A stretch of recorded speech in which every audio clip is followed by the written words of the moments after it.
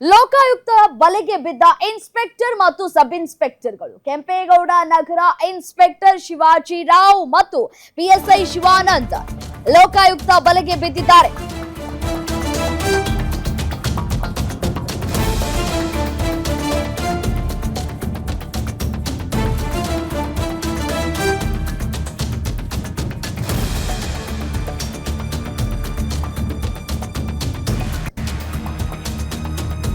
ಲೋಕಾಯುಕ್ತ ಬಲೆಗೆ ಪ್ರಕರಣವೊಂದರ ಸಂಬಂಧ 6 ಲಕ್ಷಕ್ಕೆ ಡಿಮ್ಯಾಂಡ್ ಅನ್ನ ಇಟ್ಟಿದ್ದಾರೆ ಅಧಿಕಾರಿಗಳು.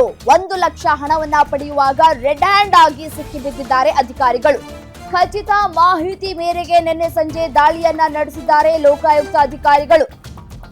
ಲೋಕಾಯುಕ್ತ ಅಧಿಕಾರಿಗಳ ದಾಳಿಯನ್ನ ನಡೆಸಿರುವಂತದ್ದು ಕೇಶವಮೂರ್ತಿ ಎಂಬುವರ ದೂರಿನ ಮೇರೆಗೆ ದಾಳಿಯನ್ನ ನಡೆಸಿದ್ದಾರೆ ಲೋಕಾಯುಕ್ತ ಎಸ್ಪಿ ಶ್ರೀನಾಥ್ ಜೋಶಿ ನೇತೃತ್ವದಲ್ಲಿ ದಾಳಿಯಾಗಿದೆ. ಇನ್ಸ್ಪೆಕ್ಟರ್ ಮತ್ತು ಸಬ್ ಇನ್ಸ್ಪೆಕ್ಟರ್ ಅನ್ನ ವಶಕ್ಕೆ ಪಡೆದುಕೊಳ್ಳಲಾಗಿದೆ. ಲಂಚ ಪಡೆದಿದ್ದ 1 ಲಕ್ಷ ಹಣವನ್ನ ಕೂಡ ವಶಕ್ಕೆ ಪಡೆದುಕೊಂಡಿದ್ದಾರೆ ಲೋಕಾಯುಕ್ತ ಅಧಿಕಾರಿಗಳು.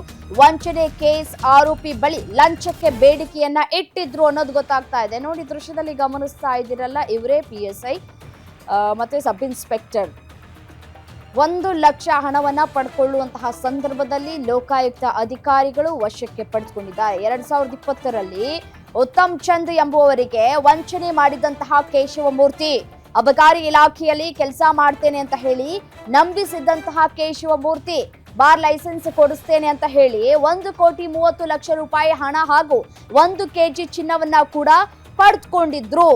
ಆದ್ರೆ ಲೈಸೆನ್ಸ್ ಕೊಡಿಸದೆ ಹಣ ವಾಪಸ್ ನೀಡದೆ ವಂಚಿಸಿದ್ರು ಅನ್ನೋದು ಗೊತ್ತಾಗ್ತಾ ಇದೆ. ಹೀಗಾಗಿ ಲೋಕಾಯುಕ್ತ ಅಧಿಕಾರಿಗಳ ಬಲೆಗೆ ಬಿದ್ದಿದ್ದಾರೆ. 1 ಲಕ್ಷ ಹಣವನ್ನ ಪಡೆದುಕೊಳ್ಳುವಂತಹ ಸಂದರ್ಭದಲ್ಲಿ ಈಗ ಲೋಕಾಯುಕ್ತ ಅಧಿಕಾರಿಗಳು ಕೂಡ ತನಿಖೆಯನ್ನ ನಡೆಸ್ತಾ ಇದ್ದಾರೆ. ತನಿಖೆ ಚುರುಕುಗೊಳಿಸಿ ನ್ಯಾಯ ಕೊಡುವಂತಹ ಕೆಲಸವನ್ನ ಕೂಡ ಇದೀಗ ಲೋಕಾಯುಕ್ತ ಅಧಿಕಾರಿಗಳು ಮಾಡಬೇಕಾಗಿದೆ.